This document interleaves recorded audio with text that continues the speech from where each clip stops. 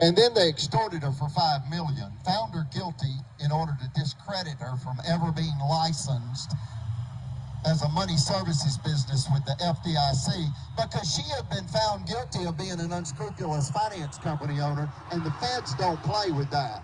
They're not going to let you own a finance company, a bank, or anything close to a bank when you have been found guilty by a 12-member jury for being an unscrupulous finance company owner. It was a scheme. And an attorney's son named Greg Fuller was the fall guy, the pawn. All Miss Eugenia did is lose $1,500 in a theft scheme by an attorney's son, Greg Fuller. And then Marshall County Courthouse moved, and as planned,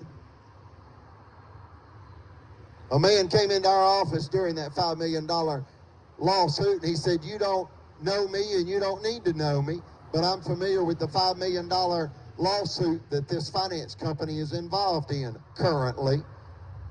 And I'm here to tell you that that scheme was hatched over a poker game and a bottle of whiskey by Judge Evans and Attorney Fuller." And he turned around and walked out. I mentioned that to my mother yesterday on the phone, and she said, "I remember." Yeah, we remember. We remember Marshall County. We opposed their finance company robbery, and they returned to the scene of the crime to kill us. And that's the God's truth. Wow! When we appealed to the Supreme Court, they sabotaged $10 million. And then they did that by holding up our license 10 months, running off 3,500 customers.